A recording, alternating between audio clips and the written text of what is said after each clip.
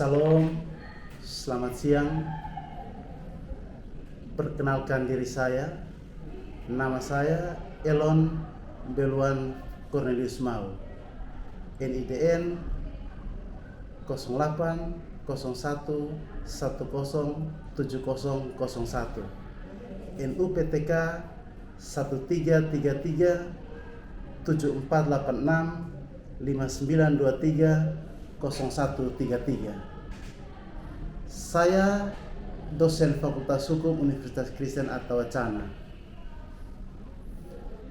menematkan studi strata 1 pada Universitas Kristen Attawacana Kupang tahun 2009 dan strata 2 pada Universitas Nusa Cendana 2014. Dengan kualifikasi bidang ilmu saya yaitu hukum lingkungan. Mengajar di Fakultas Hukum UKW, saya mengampu beberapa mata kuliah antara lain 1. Filsafat Hukum, 2. Etika Profesi Hukum, 3. Sosiologi Hukum, 4. Hukum Lingkungan, 5. Hukum AMDAL, dan 6. Metode Studi Pedesaan. Berkaitan dengan video mengajar yang saya buat adalah pada mata kuliah Sosiologi Hukum, tepatnya mengacu ke RPS dan silabus pada pembahasan yang kelima, yaitu tentang efektivitas hukum dalam masyarakat dan usaha-usaha meningkatkan kesadaran hukum masyarakat. 2 poin dalam bab 5 ini, sasaran pembelajaran atau capaian yang didapat mahasiswa, yaitu mahasiswa memahami tentang adanya faktor-faktor yang dapat mempengaruhi kesadaran hukum masyarakat menjadi tinggi dan atau dapat menjadi rendah. Dan yang kedua yaitu usaha-usaha meningkatkan kesadaran hukum masyarakat. Jika bentangan fakta pada poin yang pertama menunjukkan rendahnya tingkat kesadaran hukum masyarakat, maka upaya-upaya yang dilakukan agar meningkatkan kesadaran hukum masyarakat adalah 1. Tingkat pengetahuan, 2. Tingkat pemahaman, 3. Tingkat penilaian, dan 4. Tingkat pelaksanaan hukum. Jika 4 faktor ini dilakukan secara berkelanjutan, maka masyarakat dapat meningkatkan kesadaran hukumnya, atau kesadaran hukum masyarakat dapat ditingkatkan dari usaha-usaha yang disebutkan tadi.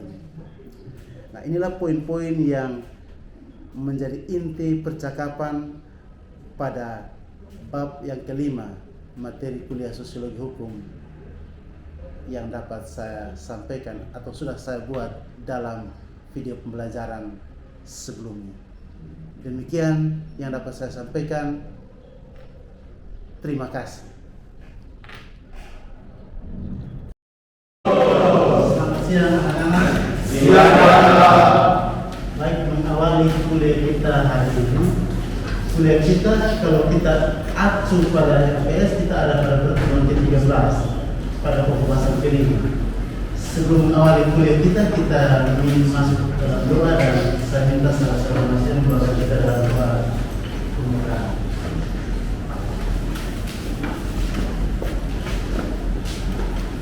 Mari kita persiapkan diri kita untuk masuk dalam materi kita. Kalau bukan RPS, materi hari ini ada pada pertemuan yang ke-13. Pertemuan yang ke-13 itu kalau kita acu di silabus, dia pembahasan yang kelima.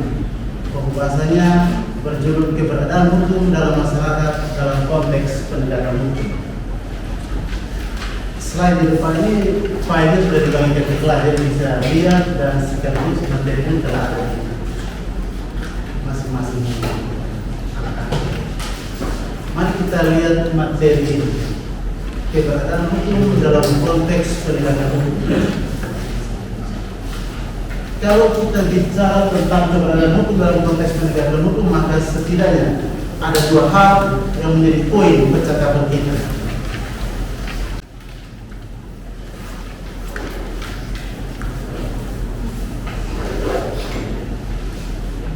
Dua poin tersebut yaitu yang pertama, efektivitas hukum dalam masyarakat. Efektivitas hukum dalam masyarakat artinya kelas di bawah untuk memahami efektivitas hukum dalam masyarakat. Dengan kata-kata yang sederhana, hukum itu mau efektif dalam hal itu kalau bagaimana? Hal-hal apa yang harus dibuat oleh masyarakat dan atau oleh penegak hukum agar hukum itu bisa efektif dalam masyarakat. Itu poin yang pertama yang menjadi sub-pokok kita.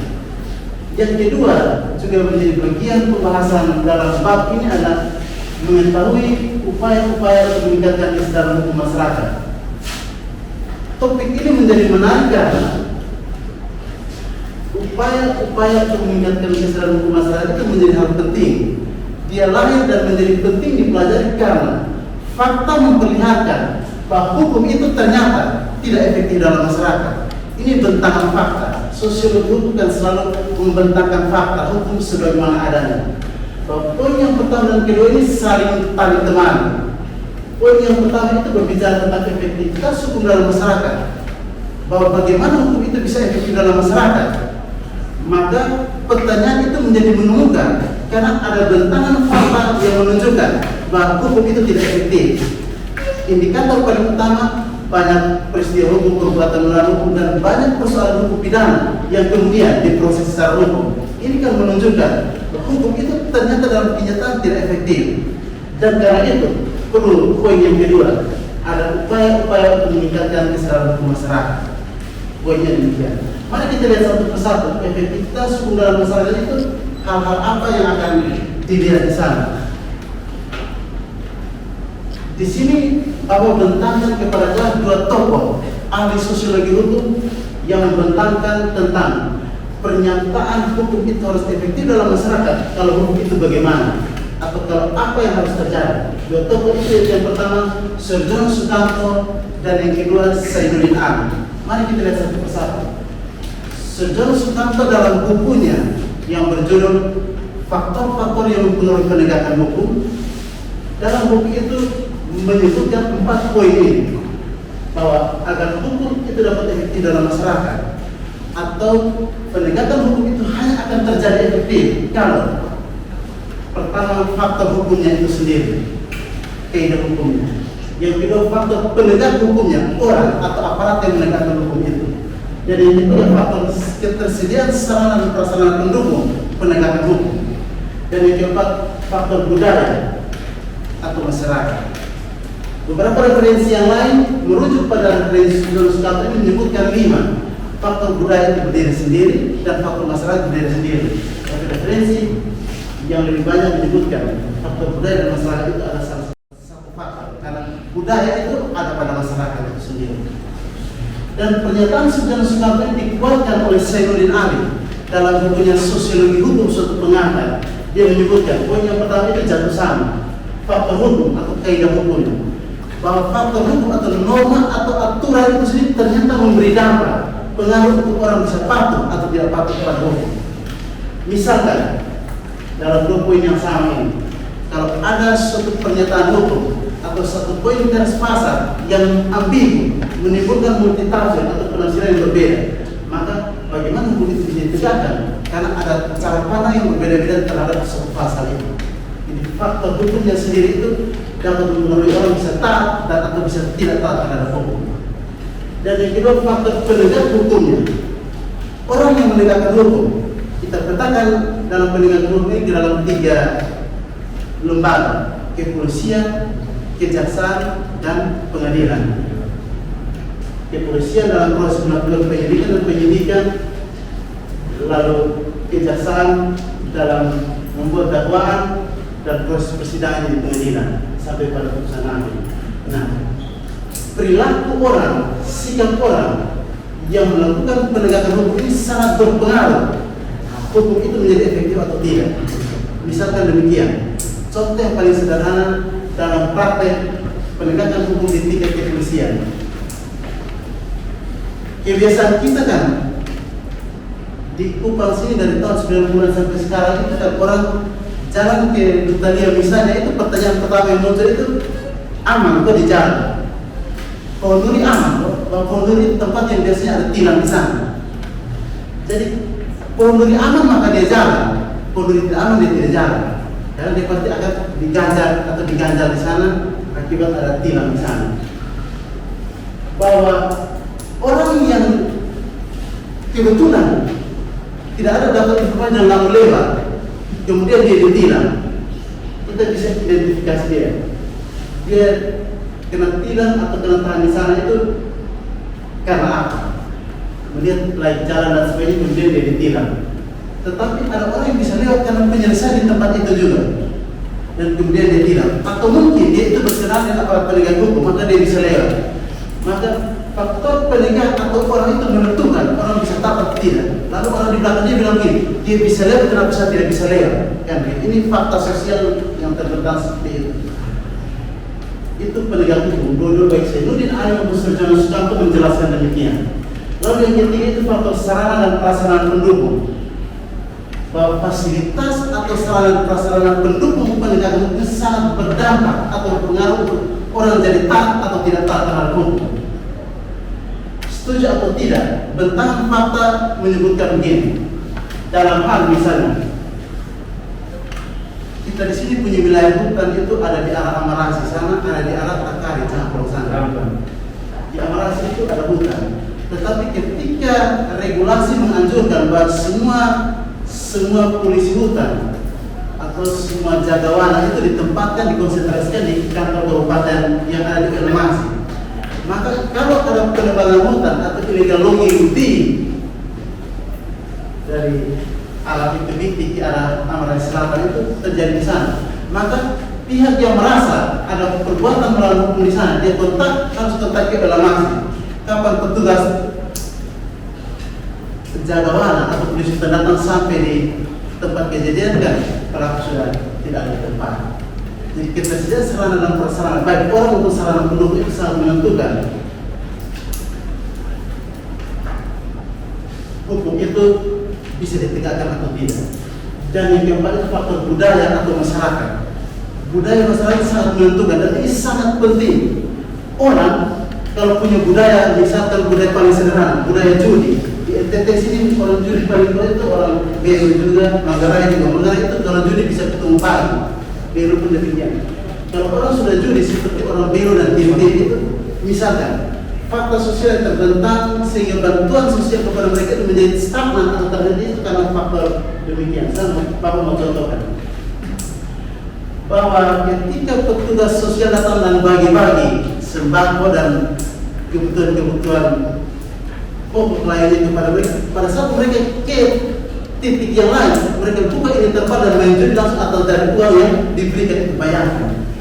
Itu karena judi itu sudah menjadi budaya, sudah terkristalisasi dalam dia tidak bisa tidak, dia akan berjudi. Dan kalau budaya sudah tidak patuh atau tidak mau taat hukum, maka apapun alasan dia tetap akan tidak patuh.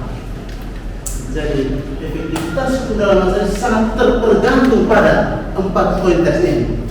Faktor hukumnya itu harus baik. Yang kedua, aparat penegak hukum itu harus menunjukkan perilaku yang baik dalam melakukan penegakan hukum. Yang ketiga, ketersediaan sarana prasarana pendukung yang baik. Dan yang keempat, faktor budaya dan masyarakat sendiri akan menunjang efektivitas hukum dalam masyarakat. Ini inti daripada poin yang pertama dalam kita menjawab bagaimana hukum itu efektif dalam masyarakat. Kalau 4 poin tes ini dilakukan secara baik dan bertanggung jawab, maka hukum secara normatif akan efektif dalam masyarakat. Itu bagian yang pertama yang dijelaskan. Bahwa kepatuhan hukum dalam masyarakat itu berkaitan erat juga dengan kesadaran hukum masyarakat. Tentang kesadaran hukum masyarakat ini, kalau kita kembali ke bab yang keempat, subtat akhir itu dia menjelaskan di sini tentang bahwa hal-hal yang perlu diperhatikan agar masyarakat itu sadar terhadap hukum itu setidaknya terakomodir ada 3 hal. Pertama, penyuluhan hukum yang teratur. Warga mereka perlu disuruh. Tahu kata suruh? Penyuluhan dari kata dasar suruh. Tahu suruh? Suruh itu apa? Over kan? Biasa pasca orang pegang over suruh. Masyarakat itu perlu disuruh, diberi elang api semangat dalam diri untuk taat kepada hukum itu lahir dari dalam diri, bukan karena pengawasan orang dan bukan karena paksaan orang. Dengan dasar karena hukum itu baik, warga disuruh untuk patuhi hukum karena yang patuhi hukum itu baik adanya. Itu dasar yang pertama. Yang kedua, pemberian teladan yang baik dari petugas. Nah, petugas juga menentukan. Kalau petugas saja melakukan, bagaimana harapkan warga untuk mentaati hukum? Warga akan melihat bercermin pada perilaku petugas. Nah, petugas saja ngomong tapi tidak lakukan. Bagaimana kalau melakukan? Jadi teladan. Yang ketiga, perlembagaan yang terjalan dan terarah. Perlembagaan itu hukum itu melembaga, terkristalisasi dalam diri. Pada diri kita itu harus memandang hukum itu baik. Maka apapun cara untuk mengarahkan kita tidak mematuhi hukum, kita akan melawan itu. Karena kita tahu bahwa hukum itu sudah terlembaga dalam diri kita, sudah terkristalisasi. Karena nilainya baik adanya. Itu poin dari bab atau subbab yang pertama yang kelas perhubungan. Kita masuk untuk melihat poin yang kedua. Poin yang kedua, bahwa usaha meningkatkan kesadaran masyarakat. Bahwa logika positifnya bilang begini, bahwa orang berpendidikan tinggi itu pasti taat hukum karena dia punya pengetahuan. Orang berpendidikan tinggi itu taat hukum. Tetapi bentangan fakta menunjukkan ketika rahasia terhimpun, orang yang tidak taat hukum namun ternyata terdata tamat SMA, sarjana, S2 bahkan sarjana hukum lagi bisa tidak taat hukum. Kita bertanya, bagaimana tentang pengetahuan hukum? Bukankah pengetahuan itu berkorelasi positif dengan kepatuhan hukum? Karena dia punya pengetahuan, dia baca aturan, dia paham, maka dia paham. Karena dia pendidikan tinggi, maka ketika dia baca aturan, dia paham. Dia bisa terjemahkan makna aturannya, dia paham aturan, dan dia pasti lakukan hal yang seperti itu. Setelah mengenal penilaian, setelah dia tahu dan paham, dia bisa menilai mana yang baik dan mana yang tidak baik, mana yang harus dilakukan dan mana yang tidak harus dilakukan. Itu langkah ketiga, tertulis secara baik. Ketika dia tahu, maju ke dia paham. Ketika dia paham, dia beri penilaian. Penilaian ini untuk apa? Dia menjadi penting, penilaian ini menjadi gerbang untuk dia mentaati. Jika dia lakukan seturut hukum atau tidak, itu tergantung dari ketika dia tahu dan paham, lalu dia beri penilaian. Oh, saya harus begini, hukum bilang begini, maka saya harus begini. Maka ketika dia sudah bisa menilai, maka dia pasti mentaati hukum karena dia menghargai hukum itu baik bagi dia akan mentaatinya. Nah, ini 4 hal yang menjadi usaha bagi diri kita, warga masyarakat, semua orang warga negara Indonesia yang dianggap masyarakat hukum ini bisa melakukannya. Dan kalau kita lakukan secara baik, maka pasti kesadaran hukum masyarakat itu meningkat. Nah, ini normatifnya.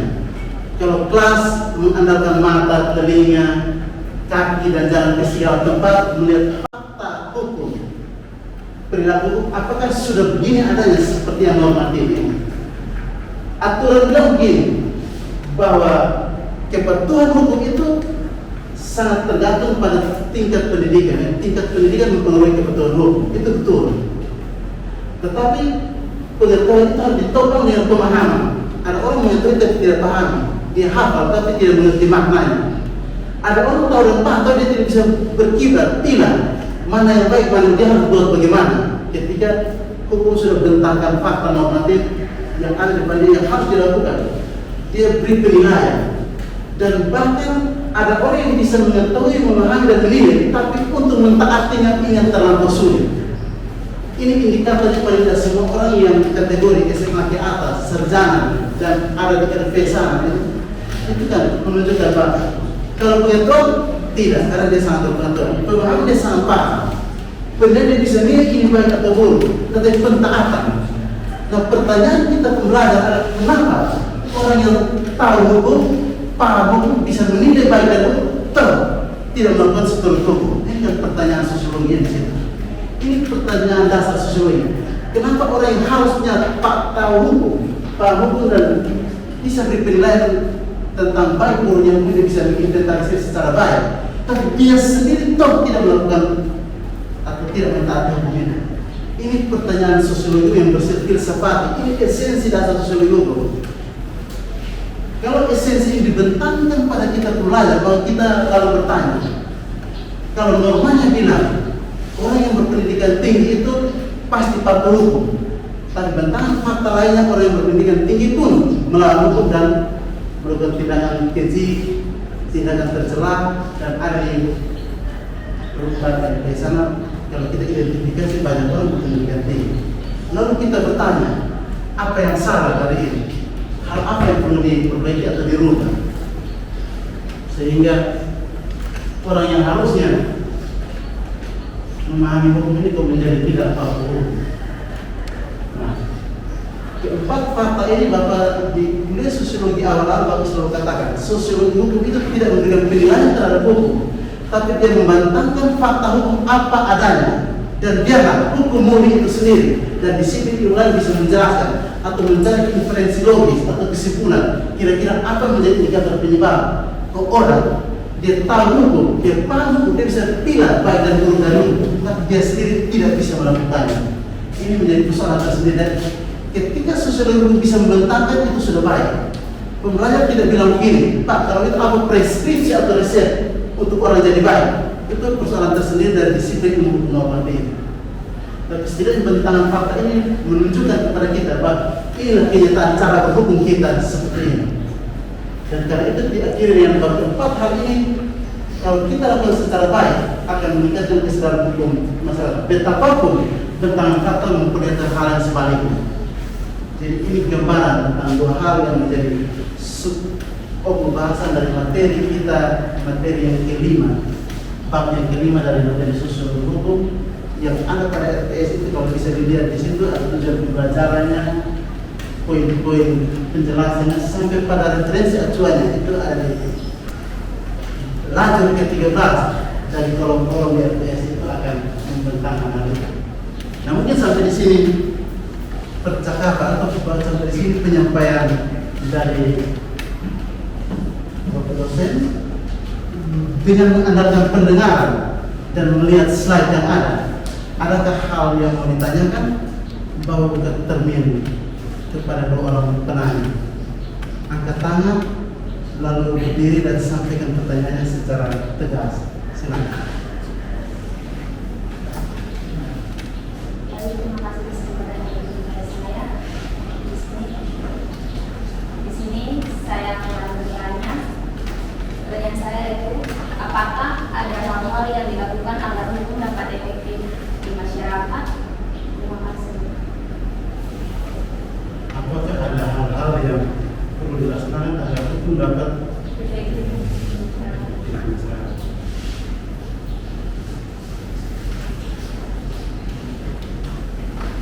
Adakah hal-hal yang perlu dilaksanakan agar hukum itu bisa efektif dalam masyarakat?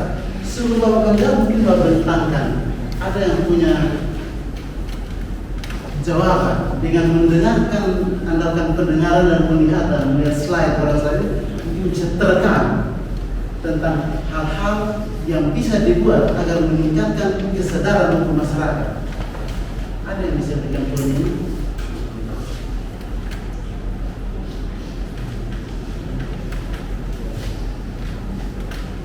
Baik. Hal-hal yang dapat dilakukan meningkatkan kesadaran hukum masyarakat itu mengacu pada referensi yang Bapak acu di sini, bahwa ada beberapa hal yang perlu diperhatikan agar kesadaran hukum masyarakat bisa tumbuh. Yang satu itu kita beri penyuluhan secara teratur dan terus menerus. Hukum itu disampaikan terus menerus. Kita ini orang tua di rumah, kalau omongin hari anak esok dia buat lagi, masa omong dia buat lagi, omong itu terus menerus.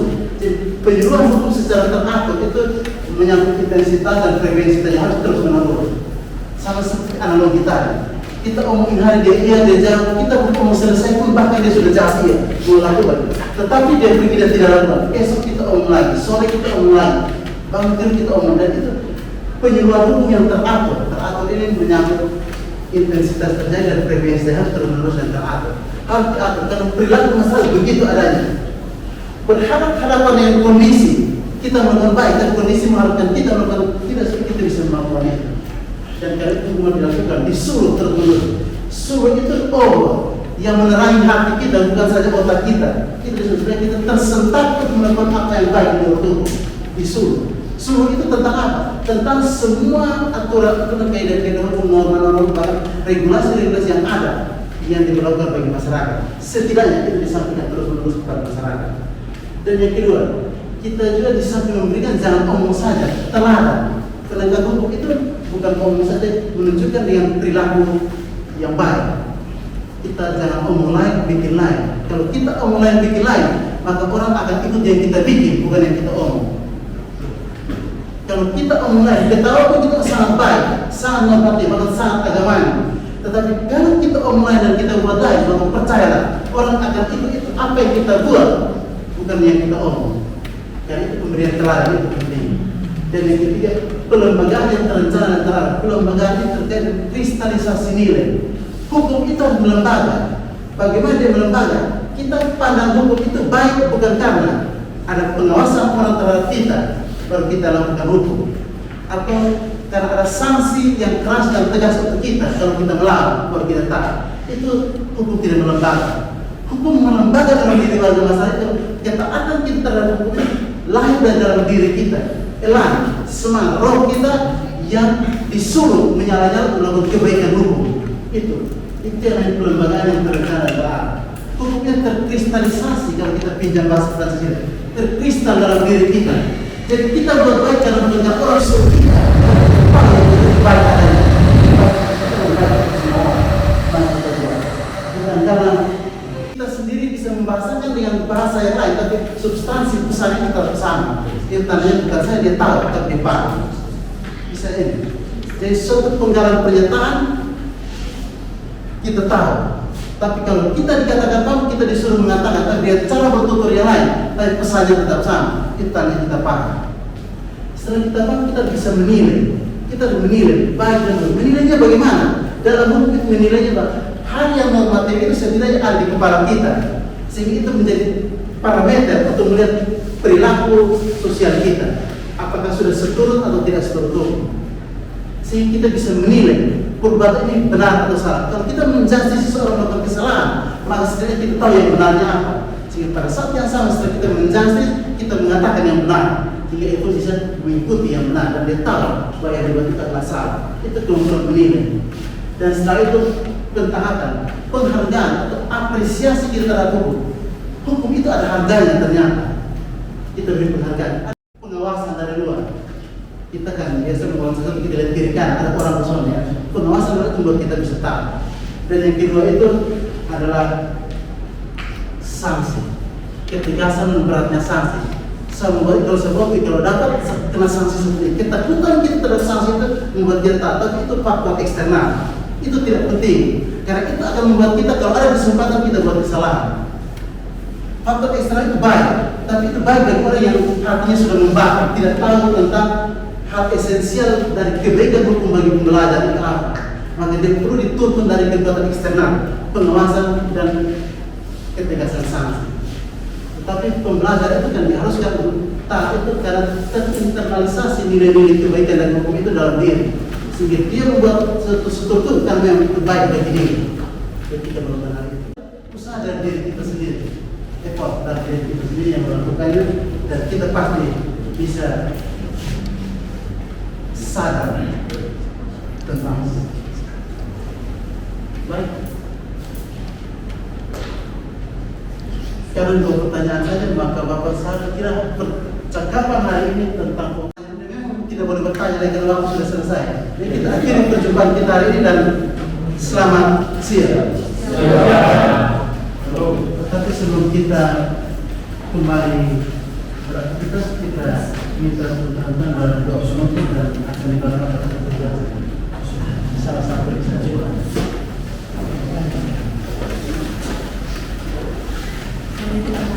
Doa kita berdua. Segala bersyukur kami datang hadir. Sekarang kami akan melakukan kami masing-masing maupun kami yang berjalan kaki maupun berkendaraan di belakang kami di kediaman kami masing-masing dengan selamat. Terima kasih Bapak, hanya doakan kami berdoa